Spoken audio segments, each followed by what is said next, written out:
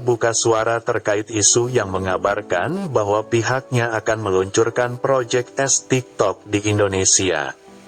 Head of Communication TikTok Indonesia, Anggini Setiawan mengatakan, pihaknya tidak berniat untuk meluncurkan Project S TikTok di tanah air. Kami sampaikan juga, bahwa kami tidak punya niatan untuk menciptakan produk e-commerce sendiri atau untuk menjadi wholesaler atau Project S, akan berkompetisi dengan para penjual lokal di Indonesia, ujar Anggini dalam konferensi pers di kantor Kementerian Koperasi dan UKM, Jakarta. Anggini mengatakan, pihaknya juga tidak pernah berniat membuka bisnis cross-border atau bisnis lintas batas di Indonesia. Menurut dia, hal ini merupakan komitmen TikTok untuk mendukung usaha mikro, kecil, dan menengah atau UMKM lokal di Indonesia. Tidak benar bahwa kami akan meluncurkan inisiatif lintas batas di Indonesia. Dan kami senang sekali akhirnya hari ini hal tersebut bisa kami sampaikan langsung kepada Kementerian Koperasi dan UKM, kata dia. Menurut dia, inisiatif e-commerce TikTok Shop juga disesuaikan dengan kebutuhan masing-masing pasar, dan apa yang berhasil di pasar lain belum tentu berhasil di Indonesia. Kami meyakini bahwa model TikTok Shop yang telah kami sesuaikan dengan pasar Indonesia, dapat memberdayakan dan membawa manfaat bagi para penjual lokal, dan kami akan terus menerapkan pendekatan ini, kata dia. Selain itu, dia menegaskan bahwa TikTok sejalan dengan misi pemerintah Indonesia untuk memberdayakan UMKM lokal. Dia menyatakan 100% penjual di TikTok Shop memiliki entitas bisnis lokal yang terdaftar, atau merupakan pengusaha mikro lokal dengan verifikasi KTP atau paspor.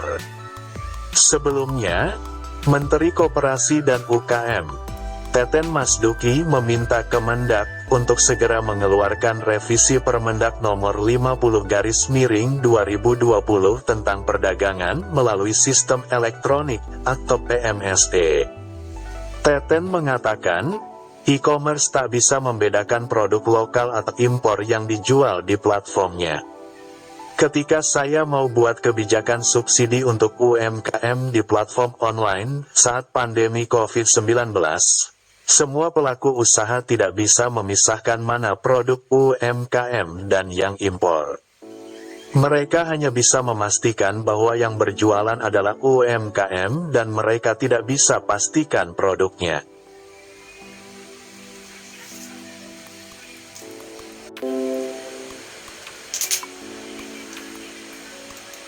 Jadi jangan bohongi saya, kata Teten di kantor Kemenkop UKM, di Jakarta. Untuk itu, ia mendesak Kementerian Perdagangan atau Kemendak agar merevisi Permendak nomor 50/2020 yang saat ini baru mengatur perdagangan di e-commerce, bukan social commerce. Ia mengaku revisi aturan tersebut sudah diwacanakan sejak tahun lalu, namun hingga kini masih belum terbit. Itu bukan hanya untuk TikTok, untuk seluruh e-commerce lintas batas alias cross-border commerce. Jadi jangan kemudian saya dianggap anti TikTok, bukan. Saya hanya mau melindungi produk UMKM supaya ada playing field yang sama dengan produk dari luar. Jangan kemudian mereka diberi kemudahan, ujar Teten. Pengguna TikTok di seluruh dunia bertambah 12,6% dibandingkan pada tahun sebelumnya, year on year. Jika dibandingkan kuartal sebelumnya, aplikasi besutan ByteDance ini naik 3,9%, quarter to quarter. Berdasarkan negaranya, pengguna TikTok paling banyak masih berasal dari Amerika Serikat. Terdapat 116,49 juta pengguna TikTok yang berasal dari negeri Paman Sam pada April tahun 2023. Adapun Indonesia juga kukuh di peringkat kedua dengan jumlah pengguna TikTok terbanyak dunia, yaitu mencapai 112,97 juta pengguna. Jumlah tersebut hanya selisih 3,52 juta pengguna dari jumlah pengguna TikTok di Amerika Serikat.